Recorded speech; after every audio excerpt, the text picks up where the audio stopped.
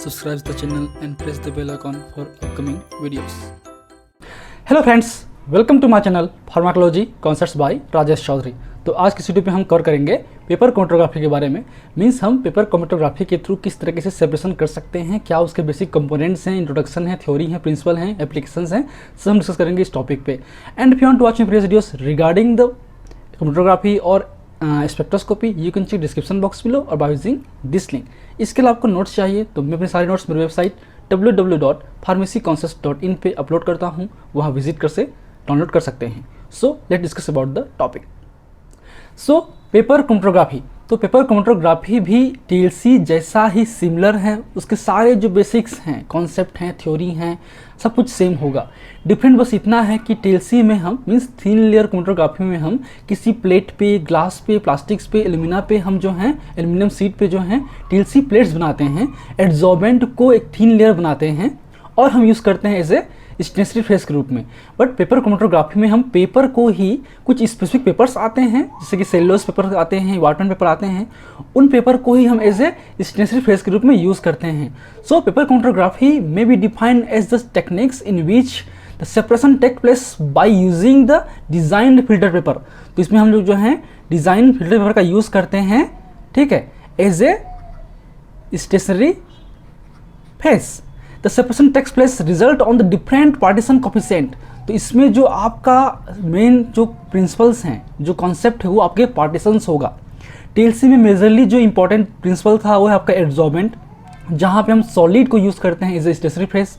But हम इसमें partition use हो रहा है, इसका मतलब इसमें जो है आपके जो पेपर में जो आपके लेयर्ड हैं, जो सेलुलोज लेयर हैं, वो आपके एक तरीके से लिक्विड फॉर्म पे होगा, liquid supported on the solid material, ठीक है। And it was first introduce in by the German scientist Christian Friedrich Schoenbein in 1965। तो ये बेसिक आपके स्ट्रक्चर देख सकते हैं, ये हमारा सपोज चेम्बर है, ठीक है, मतलब आपका जो क्रोमेटोग्राफिक डेवलपमेंट चेम्बर होते हैं, जैसे कि बना होता है आपका प्लास्टिक से हो या फिर ग्लास से हो, बीकर हो, हम यूज़ कर सकते हैं। ये आपका होल्डर है, ये इसमें हम जो है इस आपका जो पेपर है, ये पेपर जो है ये क्या आपका पेपर है, इसको हम होल्ड करके रखते हैं, ठीक है, आपके स्टेशनरी फेस के रूप में हम इसको यूज़ करते हैं, ठीक। और ये जो है हमारा स्पॉट पॉइंट है, ये हमारा क्या है, ये आपका है मोबाइल फेस, ये हमारा क्या है, एक तरीके से ये हमारा है स्पॉट, ठीक। और ये जो हैं आपके कलर बैंड्स हैं, these are the colour bands. So almost ये टीएलसी जैसा ही है। इसमें जो सॉल्वेंट का मूवमेंट है अपर डायरेक्शन भी हो सकता है, लोअर भी हो सकता है, हम आगे बात करेंगे इनके टाइप्स में। So this is the basics of the prepared chromatography. Now come to the basics of this structure और instrumentation. So ये basically आपका इस तरीके से डिज़ाइन फॉर्म पे होता है। ये हमारा जो है एक चेम्बर है, डेवलपिंग चेम्बर है, ये हमारा पेपर है, ठीक है, ये आपका सॉल्वेंट है, मोबाइल फेज है, इसको हम हुक करके रखते हैं और इस तरीके से जो मूवमेंट है आपके इस तरीके से होता है ना। सेम आपके जो हम बात कर चुके हैं, ये जो इसका जो सोर्स है हमने इस जो साइट उससे लिया है। आप इस पर क्लिक करेंगे तो साइट पे जा सकते हैं और वहाँ पे जो बेसिक्स हैं वो आप पढ़ सकते हैं। मैक्सिमम जो कंटेंट है हमने इसी साइट से लिया है, ठीक है। तो इसमें भी आपके आरएफ वैल्यू जो इंपॉर्टेंट फैक्टर होते हैं, जिसे बोलते हैं रिटेंशन फैक्टर और retardation factor. Means solute travelling and upon solvent travelling. तो कितना डिस्टेंस आपके ट्रेवल कर रहा है सॉल्यूट और कितना डिस्टेंस ट्रेवल कर रहा है आपका सॉल्वेंट, तो उसके रेशियो के बेस पे आपका आरएफ वैल्यू होता है। आपने ऑलरेडी पढ़ चुके हैं टीएलसी के केस में। इसमें आपका जो केरोटीन है इसका होता है 0.95, चेंथोफिल का होता है 0.71, क्लोरोफिल ए और बी का होता है 0.65 एंड 0.45 रेस्पेक्टिवली। ये आपके लीफ स्टेन है, ठीक है, क्या आपका लीफ स्टेन, ये आपके कलर बैंड्स हैं। तो इस तरीके से हम पेपर का यूज़ करके भी सेपरेशन कर सकते हैं सिमिलर एज द टीएलसी। इसलिए टॉपिक बहुत ईजी है, ठीक है। अब बेसिक प्रिंसिपल्स क्या है, partition is the basic principles. तो principle of the separation is mainly partition rather than the adsorption. Substances are distributed between the stationary phase, which is made of the liquid, and the mobile phase, which also a liquid. Cellulose layer is in filter paper contains moisture, which act as a stationary phase.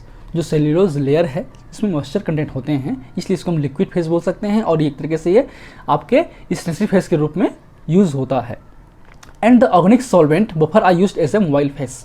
जितने भी organic solvents होते हैं, आपके hydrophilic solvents होते हैं, जैसे कि बात करें वाटर है, अल्कोहल है, मिथेनॉल है, ईथर है, इथाइल एस्टेट है, पेट्रोलियम ईथर है, आपके हेक्सेन है, ये सब जो है आपके ऑर्गेनिक सॉल्वेंट्स हैं, आपके नॉन पोलर सॉल्वेंट्स हैं, पोलर सॉल्वेंट्स हम यूज़ कर सकते हैं similar as the TLC and determine the RF value to analyse the components. और उस कंपोनेंट्स का, हर एक कंपोनेंट्स का स्पेसिफिक RF वैल्यू होता है, हमको ऑलरेडी पता है, तो उस RF वैल्यू के बेस पे हम उसको क्वालिटेटिव एनालिसिस कर सकते हैं।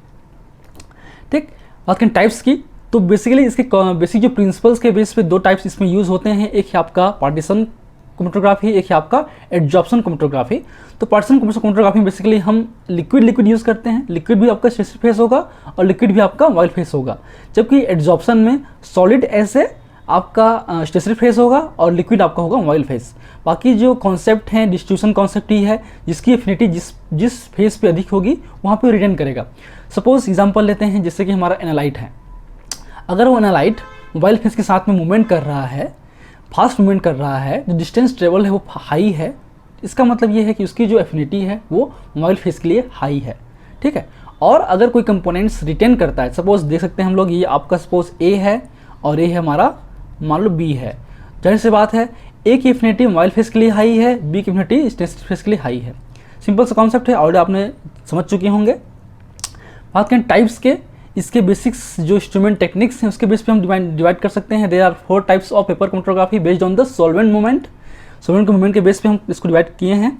First is the ascending paper chromatography, जहाँ पे जो मूवमेंट है, जहाँ पे मूवमेंट क्या होगा, अपर डायरेक्शन पे होगा मूवमेंट, आपकी जो है अपर डायरेक्शन पे होगा हमारा सॉल्वेंट का मूवमेंट, इस तरीके से। ठीक है, अपवर्ड होगा। जबकि डिसेंडिंग पे क्या होगा, जो सॉल्वेंट का मूवमेंट है वो डाउनवर्ड होगा।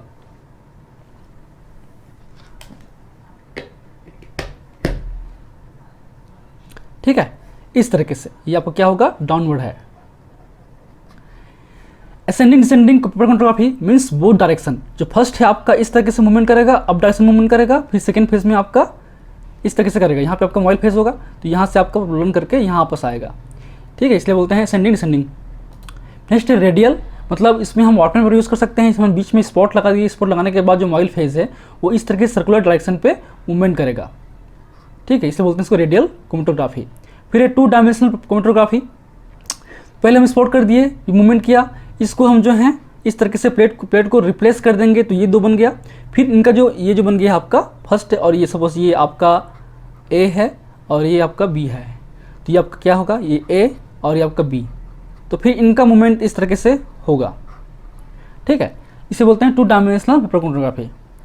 ठीक, अब बात करें इसके बेसिक इंस्ट्रूमेंट की, कंपोनेंट्स की, इसमें हम यूज़ करते हैं इसे स्टेरिक फेस पेपर यूज़ करते हैं, वाइल्ड फेस, डेवलपिंग चैम्बर और डिटेक्शन और विजुअलाइजिंग एजेंट्स। सब कुछ ऑलरेडी जो ये जो है आपका ऑलरेडी सिमिलर है TLC जैसा। इस पे जो स्टेरिक फेस है हम यूज़ करते हैं पेपर, तो ये इंपॉर्टेंट है। सो स्टेरिक फेस के रूप में पेपर यूज़ करते हैं, तो basic material is the paper used in the paper chromatography is a alpha cellulose. जो बेसिकली पेपर बना होता है वो होता है अल्फा सेल्यूलोज का बना होता है, जो 98 से 99%, इसमें आपके 98 to 99 है, नॉट पॉइंट है। ठीक है, ये होता है in addition to the other materials like the beta cellulose, ammonia, nitrogen, और भी इसमें कंपोनेंट्स और भी इसमें मिक्सचर्स उसमें प्रेजेंस होते हैं। मेन मेजर कंटेंट क्या है आपका, alpha cellulose is the major content of the paper chromatography. ये आपका इंपॉर्टेंट पॉइंट है जीपीटी पॉइंट ऑफ व्यू से। इसके अलावा हम वाटरमैन फिल्टर पेपर भी यूज़ करते हैं। It is widely used in the paper chromatography. Different grades like the number 1, 2, 3, 4, 20, 40, 42, इस तरीके से अलग अलग वाटरमैन फिल्टर पेपर आते हैं जिसको हम पेपर क्रोमेटोग्राफी में यूज़ कर सकते हैं। ठीक, उसके अलावा और बहुत सारे मॉडिफाइड पेपर्स आते हैं जो स्पेसिफिक कंपोनेंट के सेपरेशन के लिए यूज़ करते हैं। जैसे कि बात करें acid base vast filter paper, glass fibre filter paper, hydrophilic paper, paper modified with the methanol, formaldehyde और ग्लाइकोल ग्लिसरॉल, जो हाइड्रोफिलिक सॉल्वेंट्स हैं उसके लिए बना होता है, हाइड्रोफिलिक पेपर्स होते हैं। Hydrophobic papers means acetylation of the OH group lead to the hydrophobic nature, hence can be use to reverse phase chromatography. Hydrophobic है, इसका मतलब क्या होगा, इसमें जो सॉल्वेंट हैं हम यूज़ करेंगे पोलर। हाइड्रोफिलिक में जो पेपर होगा तो किसको यूज़ करेंगे हम लोग, नॉन पोलर यूज़ करेंगे। ठीक है, उसके अलावा impregnation of silica, alumina, ion exchange resin भी हम यूज़ कर सकते हैं। So these are the basic types of the paper. Now come to the wild phase. Wild phase almost similar is the TLC। तो टीएलसी में जो mobile phase use करते हैं based on the nature of the components, component के नेचर के base पे कि ये पोलर है या नॉन पोलर है, उसके बेस पे हम सॉल्वेंट का सिलेक्शन करते हैं। हम नॉन पोलर से पोलर की ओर ले जाते हैं सॉल्वेंट को, क्योंकि जो मोस्ट एक्टिव कॉन्स्टिट्यूएंट हैं, ड्रग हो, फाइटो कॉन्स्टिट्यूएंट हैं, वो हमारे पोलर नेचर के होते हैं। इसलिए हम जो आपका सॉल्वेंट है नॉन पोलर नेचर का यूज़ करते हैं एज कम्पेयर टू द एनालाइट्स और सॉल्यूट, ताकि वो आपके फिल्टर पेपर्स पे टीएलसी पे रिटेन हो सके। क्योंकि हमारा मोटो ये नहीं है कि हम उसको मोबाइल फेस के साथ में कम्प्लीटली रन कर दें या बाहर निकाल दें, है ना। हमारा मेन मोटो है, आपके कॉलम में होता है ऐसा, बट टीएलसी या पेपर क्रोमेटोग्राफी में हम उसको रिटेन रखते हैं ताकि हम उसको इजीली विजुलाइज कर सकें, आरएफ वैल्यू निकाल सकें। ठीक, सो बात करें हाइड्रोफिलिक मोबाइल फेस की। हाइड्रोफिलिक में आपका आइसोप्रोपेनॉल, अमोनिया, वाटर का जो कॉम्बिनेशन है 9:1:2, and butanol acetic acid, water का रेशियो है 4:1:5 यूज़ कर सकते हैं। वाटर फ्लोन यूज़ कर सकते हैं, मिथनॉल प्लस वाटर यूज़ कर सकते हैं 4:1 पे। ये सब बहुत सारे अलग अलग कॉम्बिनेशंस हैं, बेस्ड ऑन द एनालाइट के रूप में हम यूज़ करते हैं। नहीं पता है तो हम बेसिकली हेक्सेन और आपके इथाइल स्टेट जो है इथाइल स्टेट का यूज़ करते हैं 1:1 पे, पता है आपको, टीएलसी पढ़ चुके हैं। सो हाइड्रोफोबिक की बात करें, उसमें हम डाइमिथाइल ईथर है, साइक्लोहेक्सेन है, केरोसिन है, 70% आइसोप्रोपेनॉल है, हम यूज़ कर सकते हैं। ठीक है, अब आते हैं हम लोग क्रोमेटोग्राफिक चैम्बर पे। तो सेम आपके टीएलसी जैसा ही होता है, इसमें आपके ग्लास हो सकते हैं, प्लास्टिक हो सकते हैं, आपके बीकर हो सकते हैं, स्टील का हो सकता है। इसके थ्रू हम जो है करते हैं उसको कम्प्लीटली हम सेचुरेट करते हैं टीएलसी जैसा ही, चैम्बर जैसा ही, फिर हम इसको यूज़ करते हैं। ठीक है, फिर आते हैं डिटेक्शन। तो सेम जो टीएलसी यूज़ करते हैं, हमारे आयोडीन वेपर हैं, H2SO4 है, निनहाइड्रिन है, हम इसमें भी हम लोग इन्हीं केमिकल्स का यूज़ करते हैं डिटेक्ट करने के लिए। अगर आपके जो बेंड्स हैं, कलर कंपोनेंट्स हैं, अगर विजुलाइज नहीं हो रहे हैं तब की बात है, वरना इजीली हो सकते हैं। ठीक है, उसके अलावा radio labelled fluorescent labelled analyte वे are detected by the measuring radioactivity and fluorescent respectively. ठीक, चलिए अब आते हैं इसके एप्लीकेशंस पे। तो ऑलमोस्ट टीएलसी जैसा ही एप्लीकेशंस हैं। Application of chromatography is the to check the control of purity of pharmaceuticals, to detect the adulterants, detect the contamination of the food and drinks, in the study of the ripening and fermentation, ठीक है, for the detection of drug and dopes in animals, humans, in analysis of the cosmetics, analysis of the reactions mixture in biochemical labs।